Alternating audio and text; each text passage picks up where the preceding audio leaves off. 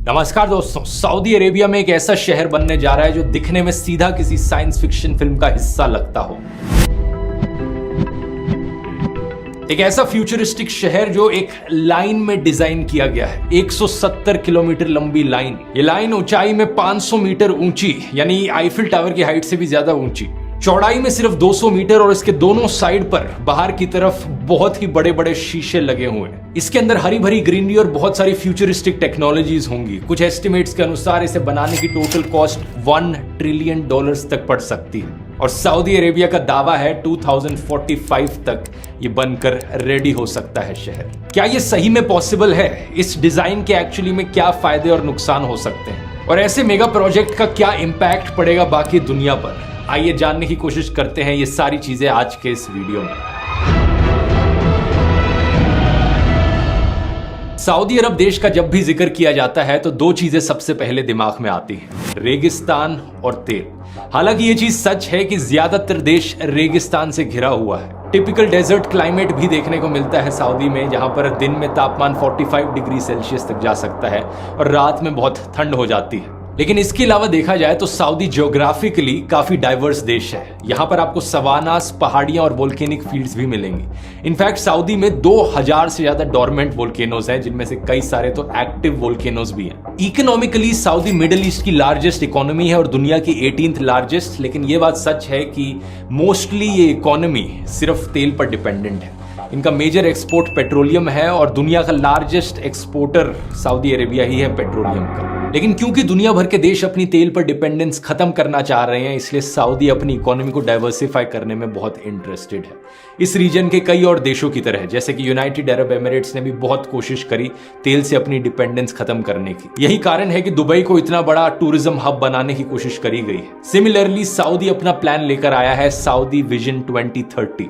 इसका मकसद है देश की और एस्पेक्ट्स में डेवलपमेंट करी जाए, जैसे कि हेल्थ, एजुकेशन, इंफ्रास्ट्रक्चर, टूरिज्म और नॉन ऑयल एक्सपोर्ट्स को बढ़ाया जाए देश के। इसी सऊदी विजन 2030 प्लान का एक हिस्सा है नियोम की स्मार्ट सिटी बनाना। सऊदी के क्राउन प्रिंस मोहम्मद बिन सलमान ने अपने देश का एक बहुत बड़ा एरिया इस नियोम स्मार्ट सिटी की डेवलपमेंट के लिए निर्धारित किया है।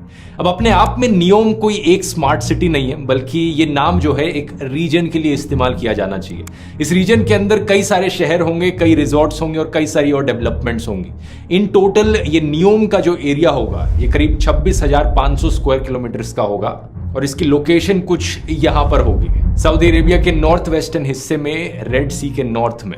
ये टोटल साइज रफली इक्विवेलेंट है उत्तराखंड स्टेट के हाफ साइज से। इस एरिया को चुनने के पीछे एक ज्योग्राफिकल रीजन भी है कि यहाँ का जो क्लाइमेट है वो कंपैरेटिवली मॉडरेट क्लाइमेट है। सऊदी में रेगिस्तान के बीचों बीच जो क्लाइमेट होता है वहां पर ज्यादा गर्मी होती है, यहाँ रेड सी के पास है ये। नियोम शब्द का मतलब अपने आप में बड़ा इंटरेस्टिंग है। ये नियो प्लस एम से बना है। नियो एक प्रीफिक्स है जो एंशिएंट ग्रीक से आता है, जिसका मतलब बेसिकली न्यू होता है, नया कह लो। और एम यहाँ पर दो चीजों को रिप्रेजेंट करता है। एक इनके प्रिंस का खुद का नाम मोहम्मद बिन सलमान, तो मोहम्मद से एम आ गया, और दूसरा एक अरेबिक वर्ड है मुस्तकबल। इसका पहला लेटर भी एम होता है और इस शब्द का मतलब फ्यूचर होता है। एक आइडियल शहर बनाना चाहते हैं जो न्यू फ्यूचर हमें दिखाए। डेवलपर्स के अनुसार नियोम के अंदर 10 अलग अलग प्रोजेक्ट्स होंगे, जिन्हें 10 अलग अलग रीजन्स करके पुकारा जा रहा है। इन 10 में से 4 रीजन्स की डिटेल्स ऑलरेडी अनाउंस कर दिए गए हैं। पहला एक ऑक्सीगन, एक ऑक्टेगन शेप्ड फ्लोटिंग पोर्ट, जिसे नेक्स्ट जनरेशन इंडस्ट्रियल सेंटर बनाया जाएगा नियोम का। दूसरा ट्रोजेना, जो कि पहली मेजर आउटडोर स्कीइंग डेस्टिनेशन होगी अरेबियन पेनिनसुला की। इसकी ओपनिंग बताई गई है 2026 में होगी, सिर्फ 3 साल बाद। और इतना ही नहीं, इस एरिया को ऑलरेडी बिड मिल चुकी है कि यहाँ पर एशियन विंटर गेम्स 2029 होस्ट किए जाएंगे। ये सऊदी की one of the highest mountain ranges पर लोकेटेड होगा और यहाँ पर तापमान एक्चुअली में सर्दियों में 0 डिग्री सेल्सियस से अक्सर नीचे चले जाता है। लेकिन फिर भी बताया जाता है कि जो स्नो यहाँ पर यूज करी जाएगी वो फिर भी मैन मेड होगी, क्योंकि नेचुरली यहाँ पर कोई इतनी बर्फ नहीं गिरती। तीसरा है सिंधाला, एक लग्जरी रिजॉर्ट कॉम्प्लेक्स जो सिटी की कोस्ट के बाहर लोकेटेड होगा। यहाँ पर करीब 2400 लोग होस्ट किए जाएंगे। ये 840,000 स्क्वायर मीटर्स में फैला एक लग्जरी आइलैंड होगा, जहां पर ढेर सारी चीजें करने के लिए होंगी। और नियोम प्रोजेक्ट का ये पहला हिस्सा होगा जो खुलेगा, क्योंकि इसकी ओपनिंग डेट ऑलरेडी अगले साल बताई जा रही है, 2024 में। फिर आता है हमारा चौथा और सबसे unbelievable project, the line. The line को 10 जनवरी 2021 को अनाउंस किया गया था और बहुत से लोगों को डाउट था कि ये बनेगा भी या नहीं बनेगा, ये सिर्फ एक इमेजिनेशन करी जा रही है। लेकिन at this point of time इसकी कंस्ट्रक्शन ऑलरेडी शुरू हो चुकी है। इवन दो ये एक बहुत बड़ा डाउट है कि टेक्नोलॉजीज ये चीजें बनाने की हमारे पास अभी एग्जिस्ट करती है या नहीं करती। सबसे खास बात इस प्रोजेक्ट के बारे में है इसका डिजाइन।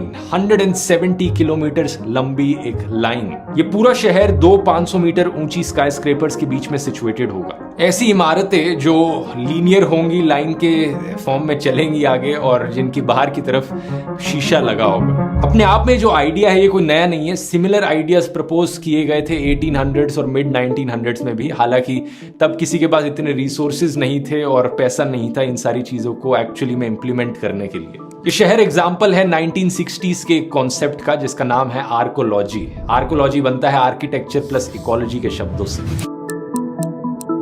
ये एक ऐसी फील्ड है जहां पर आर्किटेक्चर का इस तरीके से इस्तेमाल किया जाए कि हम डेंसली पॉपुलेटेड एरियाज बनाए शहरों में सबसे एफिशिएंट तरीकों से। एक ऐसा शहर जो अपनी आसपास की एनवायरनमेंट को सबसे कम डैमेज पहुंचाता हो। यही एक कारण बताया जाता है द लाइन के कॉन्सेप्ट के पीछे कि लाइन में क्यों बनाना इस शहर को, ताकि आसपास का जो भी नेचुरल लैंडस्केप है उसे कम से कम डैमेज पहुंचाया जा सके। इस आर्कोलॉजी के प्रिंसिपल से इंस्पायर्ड कुछ रियल लाइफ एग्जांपल्स अभी भी मौजूद हैं, जैसे कि एंटार्क्टिका में मौजूद रिसर्च स्टेशंस। ऐसे रिसर्च स्टेशंस जहां पर हजारों लोग रह सकते हैं, काम कर सकते हैं और अपनी बाहर की एनवायरनमेंट से इंसुलेटेड रहते हो, ताकि बाहर की एनवायरनमेंट पर कोई डैमेज ना पहुंचे और कंप्लीटली सेल्फ सफिशिएंट हो। द लाइन प्रोजेक्ट भी यही करने की कोशिश करेगा, क्योंकि इसकी जो चौड़ाई होगी वो सिर्फ 200 मीटर की होगी। इसका मतलब 170 किलोमीटर बाय 200 मीटर्स, इसका जो एरिया है सिर्फ 34 स्क्वायर किलोमीटर्स का। और इसके डेवलपर्स के अनुसार यहाँ पर 9 मिलियन लोग रहेंगे। ये न्यूयॉर्क शहर की पॉपुलेशन है, लेकिन न्यूयॉर्क शहर के एरिया से करीब 20 गुना छोटा एरिया है। तो जो ओवरऑल फुटप्रिंट है वो बहुत छोटा हो गया। इस शहर के अंदर मल्टीपल लेयर्स प्लान करी गई हैं वर्टिकली देखा जाए तो, ताकि लोग 3 डायमेंशंस में मूव कर पाए, ऊपर, नीचे और साइड में। और इस नए कॉन्सेप्ट को इन्होंने नाम दिया है जीरो ग्रेविटी अर्बनिज्म। ऊपर से इनके डेवलपर्स का दावा है कि न्यूम को 100% रिन्यूएबल एनर्जी से पावर किया जाएगा। सोलर, विंड और हाइड्रोजन बेस्ड पावर जनरेशन का इस्तेमाल किया जाएगा। इसके अंदर ट्रांसपोर्टेशन के लिए कोई सड़कें नहीं होंगी, कोई गाड़ी नहीं होंगी, बल्कि लोगों के चलने की जगह होंगी, जहां पर पार्क्स होंगे, ग्रीन स्पेसेस होंगी। और क्योंकि ये 170 किलोमीटर लंबी लाइन है, हाई स्पीड ट्रांसपोर्टेशन का इस्तेमाल किया जाएगा लाइन को एंड टू एंड कनेक्ट करने के लिए। अंदर का डिजाइन इस तरीके से होगा, इनका कहना है कि हर चीज 5 मिनट के वॉकिंग डिस्टेंस पे available. Residents have access to all their daily needs within 5-minute walk neighborhoods. अंदर क्लाइमेट कंट्रोल भी किया जाएगा, ताकि एक कंसिस्टेंट क्लाइमेट रखा जा सके, इवन दो अगर बाहर बहुत जलती हुई गर्मी भी है। और क्योंकि ये लाइन एक एंड से समुद्र तक जाएगी, रेड सी तक, इसे ट्रेडिंग के लिए भी एक बड़ी पोटेंशियल बताया जाता है, क्योंकि दुनिया की ट्रेड का 13% हिस्सा एक्चुअली में सुएज कैनाल से होता हुआ गुजरता है। ऊपर से एक नियोम बे एयरपोर्ट बनाया जाएगा इसके पास, जिसकी लोकेशन ऐसी होगी कि 40% दुनिया की चीजें उससे सिर्फ 6 घंटे दूर हों। ये तो इसलिए क्योंकि सऊदी अरेबिया की अपने आप में ही लोकेशन ऐसी है कि यूरोप, एशिया, अफ्रीका सबका ये सेंट्रल पॉइंट बन जाता है। फिर इनके डेवलपर्स का दावा है कि आर्टिफिशियल इंटेलिजेंस को द लाइन में सीमलेसली इंटीग्रेट किया जाएगा, पर्सनल और कमर्शियल लाइफ दोनों में। यहाँ सिस्टम्स बनाए जाएंगे जो डेटा गैदर करे, एनालाइज करे और हर किसी को पर्सनली केटर करे उससे। इसका एग्जैक्टली मतलब क्या हो सकता है ये गेस करना बड़ा मुश्किल है, लेकिन ये एक बड़ी डिस्टोपियन चीज भी हो सकती है। आप इस स्मार्ट शहर के अंदर जहां भी घूमते हैं, जहां भी जाते हैं, आपको ट्रैक किया जाएगा और उसके बेसिस पर आपको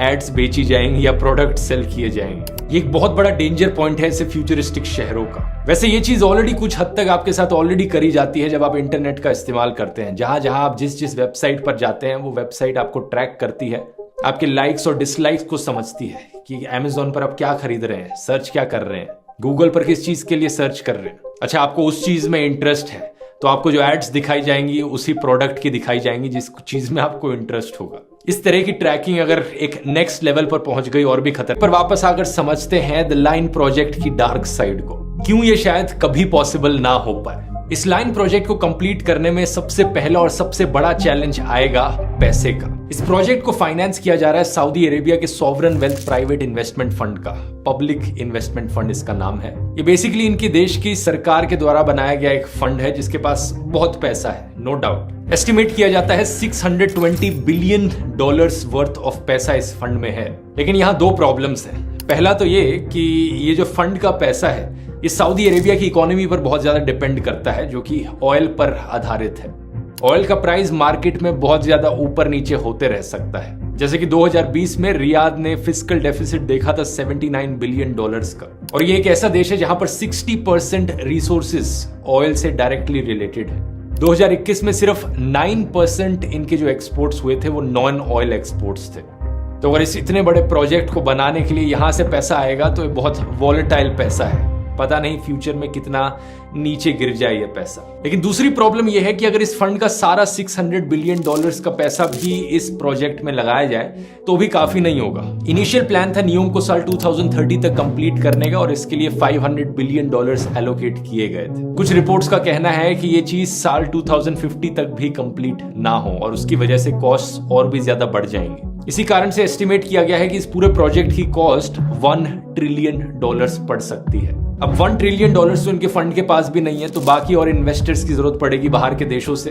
और रिसर्च से हमें पता चला है कि कुछ डिस्कशंस हुई हैं इनकी फॉरेन कंपनीज के साथ, कुछ रशियन कंपनीज हैं, लेकिन मोर और लेस फॉरेन इन्वेस्टमेंट अट्रैक्ट करने में सऊदी अरेबिया सक्सेसफुल नहीं हो पाया है इस प्रोजेक्ट को लेकर।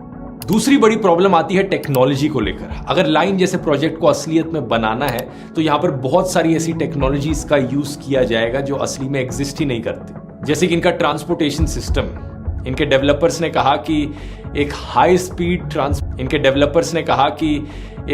स्पीड ट्रांसपोर्टेशन का नेटवर्क होगा। ये नहीं कहा कि ट्रेन होगी या मेट्रो होगी, लेकिन इनका कहना है कि इस 170 किलोमीटर की लाइन में ये एक एंड से दूसरे एंड तक पहुंचने में सिर्फ 20 मिनट लगाएगा ये system. And the line's infrastructure makes it possible to travel end to end in 20 minutes. इसका मतलब इसकी ट्रैवलिंग की स्पीड होगी 5 किलोमीटर पर आवर से भी ज्यादा। और आज के दिन दोस्तों कोई भी ऐसी टेक्नोलॉजी एग्जिस्ट नहीं करती जो इतनी तेज स्पीड दे पाए हमें। करंटली जो फास्टेस्ट ट्रेन है दुनिया की वो है शंघाई की मैगलेव ट्रेन, जिसकी टॉप स्पीड है अराउंड 430 किलोमीटर पर आवर।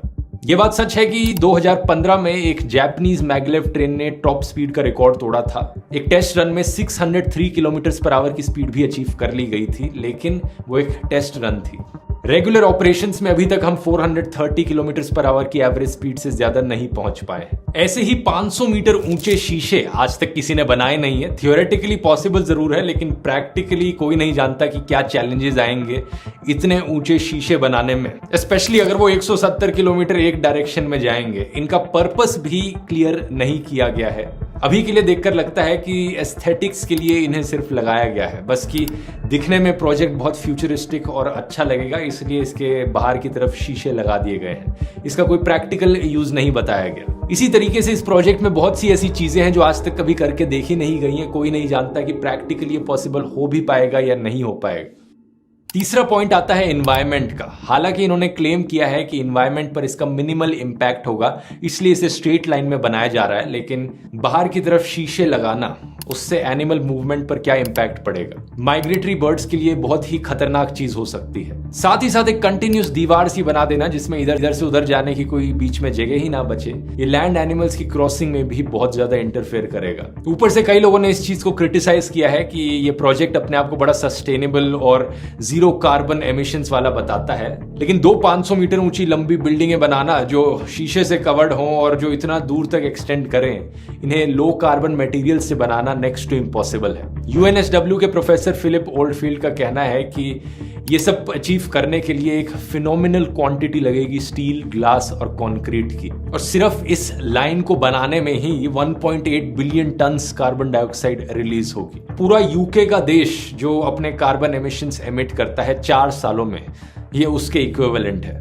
अपने इन्वायरमेंटल इंपैक्ट के चलते नियोम को अक्टूबर 2022 में भी क्रिटिसाइज किया गया था जब इसने होस्टिंग राइट्स जीते थे 2029 के एशियन विंटर गेम्स के। एक ऐसे देश में विंटर गेम्स होस्ट कराने का क्या तुक बना जहां पर स्कीइंग की नेचुरली कोई जगह ही मौजूद नहीं होती, सभी कुछ आर्टिफिशियल इन्वायरमेंट में क्रिएट होगा। इससे कितना ज्यादा इंपैक्ट पड़ेगा एनर्जी पर, लोकल वाटर रिसोर्सेज पर। फिर आती हैं आर्किटेक्चरल प्रॉब्लम्स। ये जो लाइन का डिजाइन है, ये बात सच है कि इसमें एरिया बहुत बचेगा, लेकिन कई मायनों में इससे इनएफिशिएंसी भी बहुत ज्यादा बढ़ेगी, जैसे कि ट्रांसपोर्टेशन सिस्टम में। अगर पूरा शहर एक स्ट्रेट लाइन में रह रहा है और एक ही ट्रांसपोर्टेशन का रूट है इधर से उधर ले जाने के लिए, सारे 9 मिलियन लोग जो इस एक शहर में रहेंगे वो इस एक रूट पर डिपेंडेंट होंगे, जिसका मतलब है कि इस पूरे 170 किलोमीटर के रूट में कहीं भी एक प्रॉब्लम आ गई तो पूरे शहर का ट्रांसपोर्ट डिले हो जाएगा। ऐसा सिंगल पॉइंट ऑफ फेलियर बड़ा ही खतरनाक हो सकता है ऐसे डिजाइन के लिए। और फाइनली आखिरी प्रॉब्लम आती है दोस्तों लोगों की।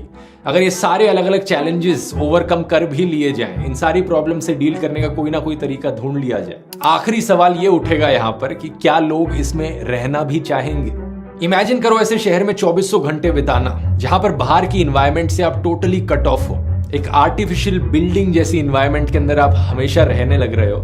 बाहर खुली हवा एंजॉय करने के लिए जाना है तो कुछ भी नहीं मिलेगा। बाहर निकलते ही आप पीछे मुड़कर देखोगे और दूर दूर तक बस एक शीशा दिखाई दे रहा है। ऊपर से अंदर जब भी रहोगे तो कॉन्स्टेंटली सरकार की सर्वेलेंस होगी, कॉन्स्टेंटली आपको ट्रैक किया जाएगा। सुनने में ये एक रहने लायक शहर कम और साइंस फिक्शन डिस्टोपिया ज्यादा लगता है। आपकी क्या राय है यहाँ पर? क्या आप ऐसे शहर में रहना चाहेंगे? नीचे कॉमेंट्स में लिखकर बताइए। मेरी राय में ये जो लाइन का ड्रीम प्रोजेक्ट है, आने वाले टाइम में ये एक ड्रीम ही बना रह जाएगा, इसी के ही ज्यादा चांसेस लगते हैं। ऐसा मैं क्यों कह रहा हूं? क्योंकि इससे पहले सऊदी अरेबिया ने दुनिया की टॉलेस्ट बिल्डिंग बनाने की भी कोशिश करी थी। उसकी कंस्ट्रक्शन भी शुरू हो गई थी, 1/3 बिल्डिंग भी कंप्लीट हो गई थी, लेकिन फिर उसे अबैंडन कर दिया गया। आखिर क्या कारण है कि बुर्ज